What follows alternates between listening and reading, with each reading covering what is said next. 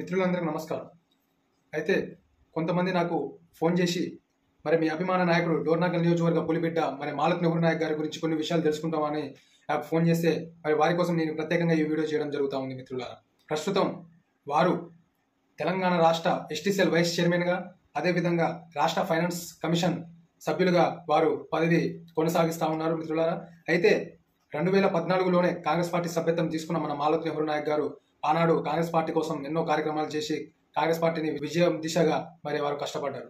దాని తర్వాత 2014లో మరి కాంగ్రెస్ పార్టీ నుంచి గెలిచి 2016లో టీఆర్ఎస్లోకి పోయిన మాజీ ఎమ్మెల్యే రెడ్డి నాయక్ గారు. దాని తర్వాత 2016లో మరి వారు వెళ్ళిపోయిన సందర్భంగా 2015 నుంచి మరి ఎన్నో కార్యక్రమాలు విజయవంతంగా చేసి కాంగ్రెస్ పార్టీని మరింత బలంగా మరి డోర్నాకల్ నియోజకవర్గం చేసిన ఘనత మరి మాలత్ నెహ్రూ నాయక్ గారికి దక్కుతుందని సందర్భంగా గుర్తు చేస్తా ఉన్నాను. మిత్రులారా, 2017 డిసెంబర్ 5 నుంచి 2018 జనవరి 30 వరకు దాదాపుగా 500 మంది టీంతో డోర్నాకల్ నియోజకవర్గం మొత్తం పాదయాత్ర చేసి కాంగ్రెస్ పార్టీని ప్రజల్లోకి తీసుకుపోయిన ఘనత కూడా మరి మాలత్ నెహ్రూ నాయక్ గారికి దక్కుతుందని నేను సందర్భంగా గుర్తు చేస్తా ఉన్నాను. మిత్రులారా, అయితే 2016లో కాంగ్రెస్ పార్టీలో జాయిన్ అయిన డాక్టర్ రామచంద్ర నాయక్ గారికి గతంలో ఎమ్మెల్యే పదవి వచ్చినా కూడా వారు గెలవలేదనే దాంతో వారికి 2018లో మరి కాంగ్రెస్ పార్టీ నుంచి ఎమ్మెల్యే టికెట్ ఇవ్వడం జరిగింది.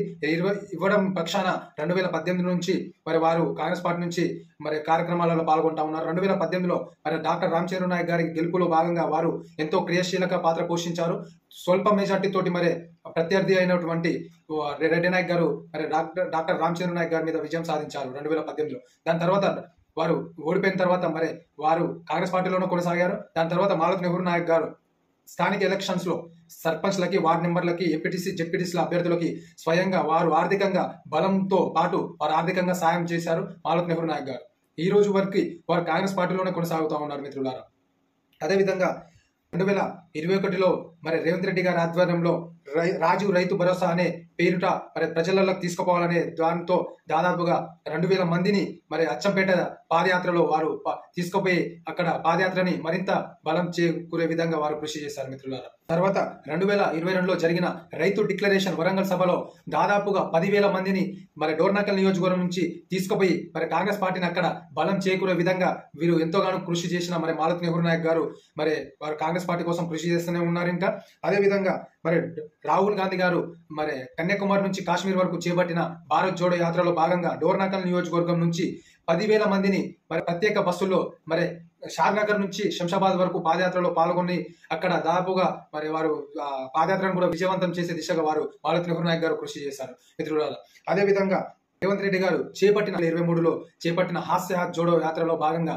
మరి దాదాపుగా 25,000 మంది మరి మరిపేటలో పాదయాత్రలో ఎంతో క్రియాశీలక పాత్ర పోషించి ఆ సభను ఎంతో విజయవంతంగా చేసిన ఘనత కూడా మరి మాలత్ నెహ్రూ నాయక్ గారికి దక్కుతుందని ఈ సందర్భంగా గుర్తు చేస్తా ఉన్నాను. మిత్రులారా, అదేవిధంగా తుక్కుగూడలో తెలంగాణ తల్లి శ్రీమతి శ్రీ సోనియా గాంధీ గారు తుక్కుగూడ వచ్చిన సందర్భంగా 80 బస్సుల్లో దాదాపుగా 5,000 మందిని తీసుకుపోయి ఆ సభను మరింత విజయవంతం చేసే దిశగా వారు కృషి చేశారు. మిత్రులారా, ఇలా చెప్పుకుంటూ పోతే 2014 నుంచి 2025 వరకు దాదాపుగా 200 దేవాలయ నిర్మాణాలకు 1,00,000 నుంచి 2 లక్షల వరకు వారు ఆర్థిక సాయం చేసి ఆ గుడి నిర్మాణాలకు ఎంతో కృషి చేసిన ఘనత కూడా మాలత్ నెహ్రూ నాయక్ గారికి దక్కుతుందని సందర్భంగా మీ అందరూ గుర్తు చేస్తా ఉన్నాను. మిత్రులారా, అదేవిధంగా డోర్నాకల్ నియోజకవర్గంలో దాదాపుగా 40 కుటుంబాలకు మాలత్ నెహ్రూ నాయక్ గారి సొంత ఖర్చుతో వారికి ఇల్లు కట్టించి ఆ ఇంటికి పెద్ద కొడుకులాగా ఈ రోజు ఉన్నారంటే అది మాలత్ నెహ్రూ నాయక్ గారికి దక్కుతుందని సందర్భంగా మీ అందరూ గుర్తు చేస్తా ఉన్నాను. మిత్రులారా, కాబట్టి ఈ రోజుల్లో 2023 ఎలక్షన్ లో భాగంగా మరి టికెట్ వారికే వస్తుందని ఆశించారు. అప్పటికి రాకపోయేసరికి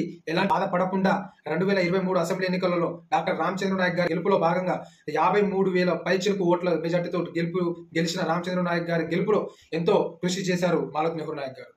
ఈ రోజుల్లో ఎట్లుందంటే వార్డు నెంబర్ 10 రాకపోయినా ఇతర పార్టీలకు పోయి వార్డు నెంబర్ 10 కోసం పోయే నాయకులు ఉన్నారు. కానీ సొంత పార్టీని నమ్ముకొని, సొంత కార్యకర్తలను నమ్ముకొని ఉన్న మాలత్ నెహ్రూ నాయక్ గారు ఇప్పటి వరకు కాంగ్రెస్ పార్టీని వీడకుంటూనే ఉన్నారు.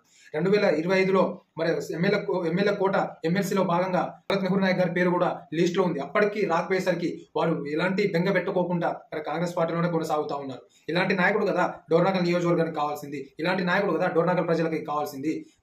కాబట్టి ఇలాంటి నాయకుడు మన అందరికి అయితే మన అందుబాటులో ఉంటారు, మనకు అందరికీ మరి ఎంతో కృషి చేస్తారు, మన ఇంటికి పెద్ద కొడుకులా వ్యవహరిస్తారు. కాబట్టి మాలత్ నెహ్రూ నాయక్ గారిని మన అందరం పక్క వారి తరపున ఉండే విధంగా కృషి చేయాలని మీ అందరినీ కోరుతా ఉన్నాను. మిత్రులారా, ధన్యవాదాలు.